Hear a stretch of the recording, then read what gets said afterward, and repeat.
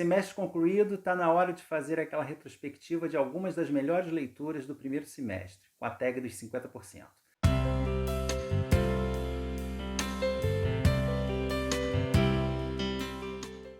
Olá pessoal, sejam muito bem-vindos mais uma vez ao Livros e Books, eu sou o Carlos.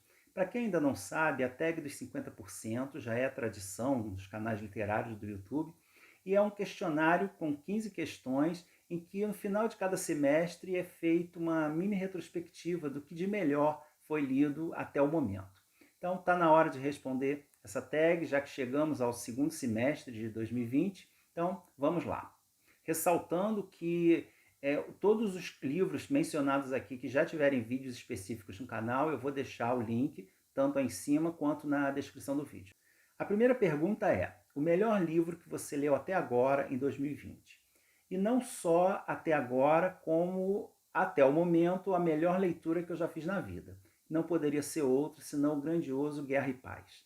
Eu sempre tive um pouco de receio de pegar esse livro, de achar chato pelo volume, mas foi uma leitura deliciosa e, apesar de uma dificuldade inicial por conta da quantidade dos personagens e da dificuldade dos nomes, mas depois que você engrena, ele é uma leitura apaixonante. Com certeza, o melhor, até o momento, livro que eu já li na vida.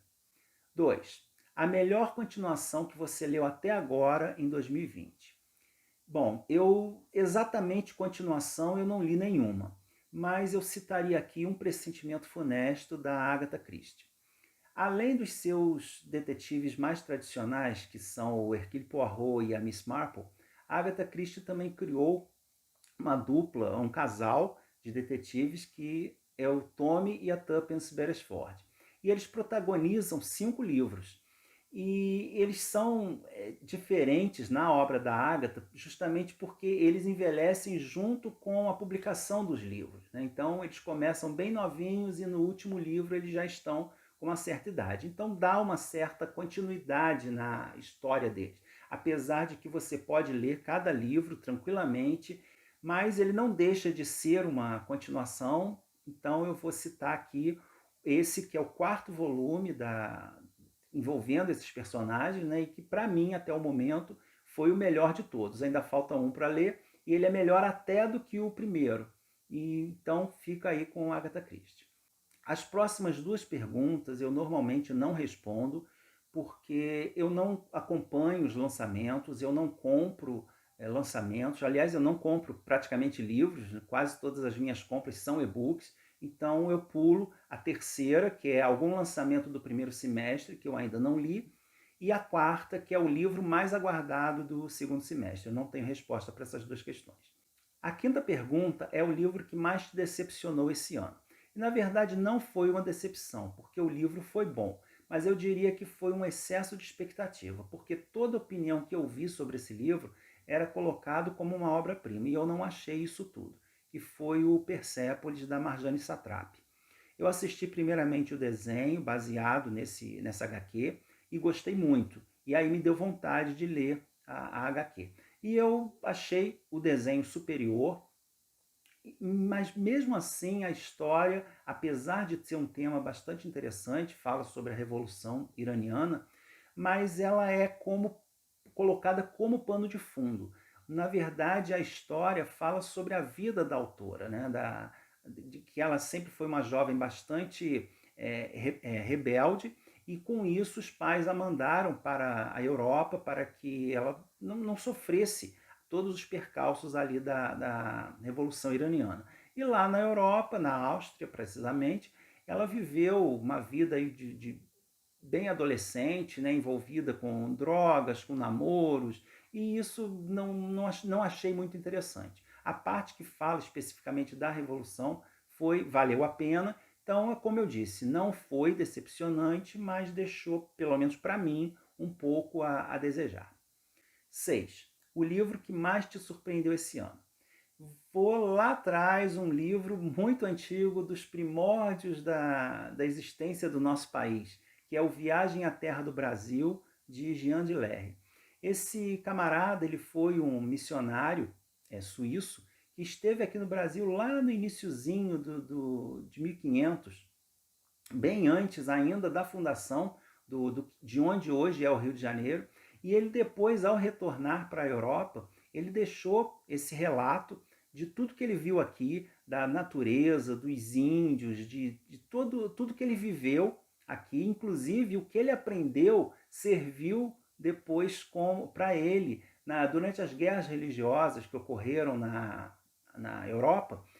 A cidade onde ele estava foi sitiada e ele utilizou muito do que ele aprendeu aqui com os índios para salvar a si e os seus camaradas. Então, um livro bem interessante, um documento muito valioso sobre os primórdios da nossa civilização. E escrito de uma forma deliciosa, ele parece uma aventura mesmo, muito bem narrada, muito divertida, com um senso de humor fantástico. Então, um livro que vale a pena, além de ser um valioso documento histórico, é um livro delicioso de se ler, vale muito a pena ser conhecido. A questão número 7 é o novo autor favorito ou um que tenha lançado seu primeiro livro nesse primeiro semestre. E aí eu vou citar o meu amigo Francis Marques Oliveira, que lançou A Terrível Missão de Judith Evans, que é uma fantasia com toques de sobrenatural e bastante realismo fantástico, mas que trata de temas bastante polêmicos, situações bastante complicadas ocorridas num orfanato. E eu tive a oportunidade de fazer uma breve entrevista com ele, também o link está aí. Vale a pena conhecer o livro e é um autor que com certeza vai ter outras obras aí publicadas e muito interessantes, tá bom? Então vale a pena conhecer. Número 8, Quedinha por personagem fictício mais recente. Como eu sempre digo, eu já estou um pouco velho para ter quedinha por personagem. Mas, no caso, uma mulher que eu poderia até vir a ter algum interesse por ela, da ficção que eu tenha tido contato nesse primeiro semestre, seria a Maria Bokonskaya, do Guerra e Paz. Ela, no início, ela é um pouco um personagem até meio secundário na trama, mas à medida que a história vai se desenvolvendo, ela vai demonstrando que ela tem valores muito interessantes e muito sólidos, tanto culturais, quanto sentimentais, quanto morais mesmo. Então ela vai se destacando muito no decorrer da trama. Ela não é bonita, ela até sofre muito, sofre várias humilhações até por conta disso, e ela destoa bastante das demais personagens femininas da trama, que são mais fúteis, são mais envolvidas com aquela questão de bailes, de moda, e ela destoa bastante das demais personagens da série. Então gostei bastante de conhecê-la. Questão número 9, personagem favorito mais recente. Bom, como eu também, nessas minhas respostas, eu estou tentando variar os livros, para não citar sempre os mesmos, mas eu digo que eu li esse ano, esse semestre, David Copperfield. Para quem já leu essa obra, sabe que ela tem personagens incríveis, vários deles, que são inesquecíveis, que vão ficar para sempre no nosso imaginário. Personagens deliciosos. E ficaria até difícil escolher um deles. Por isso, então, eu fiz a escolha de outro livro, que seria A Morte, das Intermitências da Morte, do Saramago. Eu achei esse livro sensacional, não fiz resenha sobre ele, porque eu fiz a leitura muito espaçada e isso me dispersou um pouco, mas eu achei a caracterização da morte como personagem nesse livro, eu achei estupenda, porque ela tem momentos bastante reflexivos, bastante filosóficos, que deixam bastante coisa para a gente pensar. E vários momentos em que são engraçados, que são tristes, que a gente se comove com a morte, a gente se vê até com uma certa pena da morte. Então eu achei uma criação incrível do Saramago. Um livro que te fez chorar nesse primeiro semestre. Como eu disse, David Copperfield. Não exatamente chorar, né, literalmente, mas é um livro que ele, em determinados momentos ele deixa assim, a gente bem comovido. Ele tem cenas bastante fortes, bastante tristes, né, principalmente por envolver crianças. Então é um livro bastante comovente, eu fico com o David Copperfield para esse quesito. Questão número 11, um livro que te deixou feliz nesse primeiro semestre. Bom, Eu não leio normalmente muitos livros de humor, livros que tenham exatamente esse propósito de te deixar feliz. Mas um que foi delicioso, uma leitura leve, eu acho que foi a leitura mais leve que eu fiz esse ano, e é sempre uma leitura deliciosa, que é o Júlio Verne com Viagem ao Centro da Terra.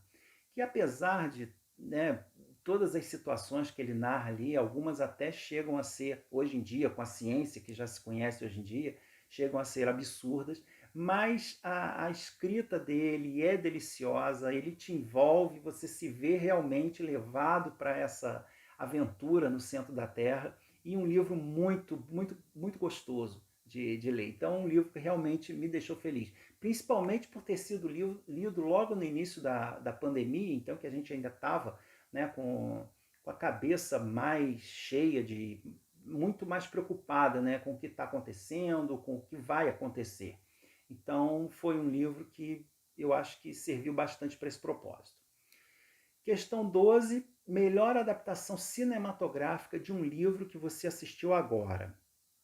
Bom, eu colocaria aqui o Ratos e Homens, que foi baseado no livro do John Steinbeck, que foi um filme com o Gary Sinise e o John Malkovich, que eu achei que foi muito fiel ao livro, conseguiu passar bastante, além de muito bem realizado, um visual incrível, ele é muito fiel ao livro e os personagens, os atores conseguiram passar muito bem a questão dos personagens. Então foi uma adaptação bastante fiel e gostei bastante. 13. Sua resenha favorita desse primeiro semestre. Bom, essa foi difícil. Eu fiquei em dúvida entre duas. Foram duas leituras que eu fiz ainda no ano passado, mas o vídeo saiu agora no início desse ano.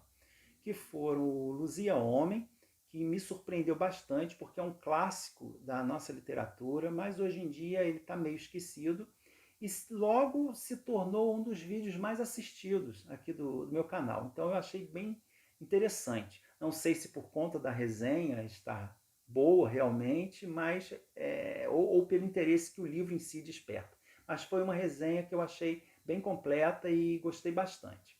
E a outra foi A Menina Morta, que é um livro bastante desconhecido, ele é muito conceituado dentro do meio acadêmico, foi uma recomendação de um inscrito aqui do canal, que me recomendou fortemente para fazer a leitura, e é um livro soberbo. Infelizmente, ele é muito difícil de encontrar, e quando se encontra é uma fortuna, mas está em domínio público, então fica também o PDF para quem quiser se arriscar na leitura. Dá uma olhada lá no vídeo dele, que é um livro realmente sensacional, que vale a pena ser conhecido.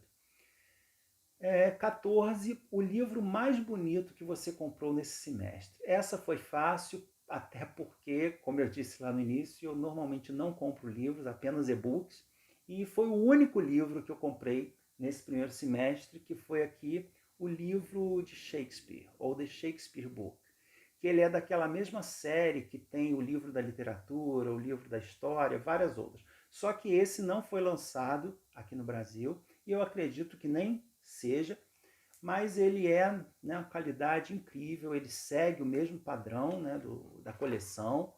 Então ele tem aqui as linhas do tempo, os índices, é muito informativo, muito interessante. Deixa eu achar aqui alguma página com foto. Tá difícil.